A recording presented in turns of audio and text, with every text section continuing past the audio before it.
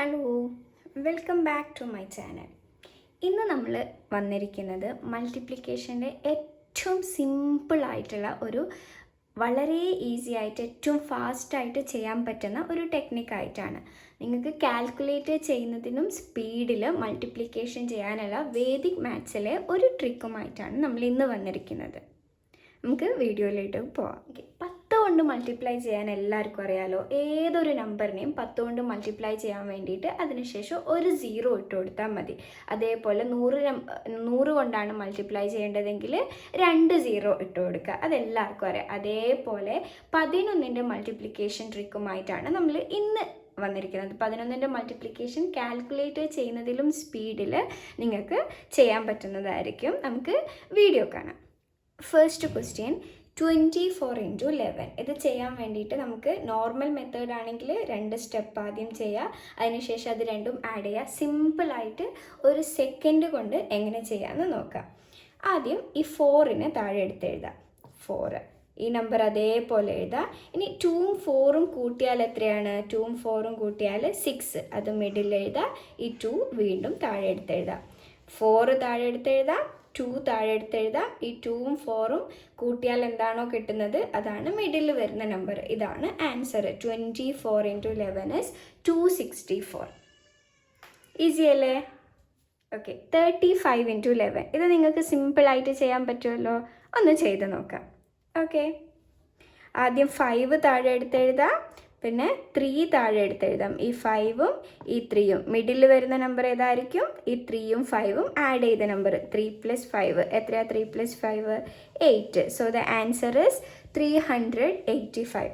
കാൽക്കുലേറ്ററിന് ചെയ്യാൻ പറ്റുമോ ഇത്രയും സ്പീഡായിട്ട്? നമ്മൾ ഈ നമ്പർ അടിച്ചു കൊടുക്കുന്ന സമയം കൊണ്ട് നമുക്കിവിടെ ആൻസർ കിട്ടുന്നുണ്ട് അല്ലേ? ഇനി ഇവിടെ റിമൈൻഡർ ഒന്നും വന്നിട്ടില്ല. റിമൈൻഡർ വരുമ്പോൾ, കാരിയർ വരുമ്പോൾ ഉള്ള ഒരു ക്വസ്റ്റ്യൻ കൂടി നമുക്ക് കാണാം. Next question 55 × 11. ആദ്യം ഈ 5 താഴെ കൊണ്ടുവരാം. 5. ഇനി ഈ 5ഉം 5ഉം ആഡ് ചെയ്യുക. 5ഉം 5ഉം ആഡ് ചെയ്താൽ എത്രയാ? 10. അപ്പോൾ നമ്മൾ 10 എന്ന് എഴുതണ്ട, അതിന് പകരം 0 മാത്രം എഴുതാം. 1 കാരിയർ. ഇനി ഈ 5 ആണോ താഴെ എടുത്ത് എഴുതേണ്ടത്? അല്ല, 5ഉം 1ഉം ആഡ് ചെയ്തത് 6. 6 0 5. ഓക്കെ. അപ്പോൾ കാരിയർ വന്നു കഴിഞ്ഞാൽ ആദ്യം നിങ്ങൾ ഈ 5 താഴെ എടുത്ത് എഴുതുക, പിന്നെ അത് രണ്ടും ആഡ് ചെയ്തുമ്പോൾ വരുന്ന 1's പ്ലേസിലുള്ള നമ്പർ എഴുതുക, 10's പ്ലേസിൽ വരുന്ന നമ്പർ കാരിയർ. ഇനി അതും കൂടി കൂട്ടിയിട്ട് നെക്സ്റ്റ് നമ്പർ താഴെ എഴുതുക. 605.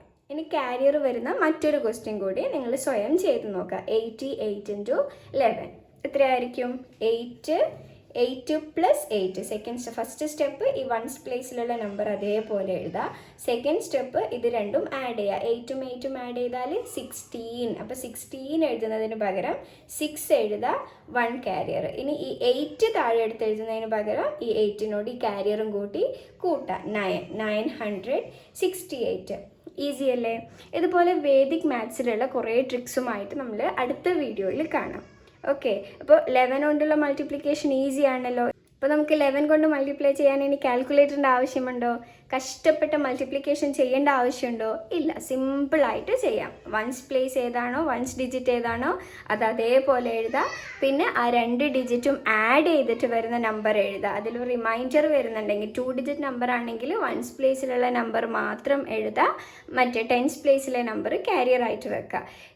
ഓക്കെ. എന്നിട്ട് അത് രണ്ടും കൂട്ടിയിട്ട് 10's പ്ലേസിൽ വരുന്ന നമ്പർ ഇതിനോട് ആ ഒരു നമ്പർ കാരിയർ കൂട്ടിയിട്ട് താഴെ എഴുതാം.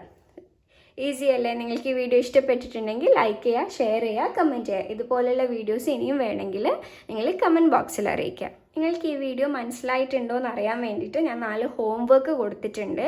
87 × 11, 38 × 11, 45 × 11, 33 × 11. ഇതിൻ്റെ ആൻസർ ചെയ്തിട്ട് നിങ്ങൾ കമൻറ്റ് ബോക്സിൽ അറിയിക്കുക. Okay, thank you for watching. Thank you.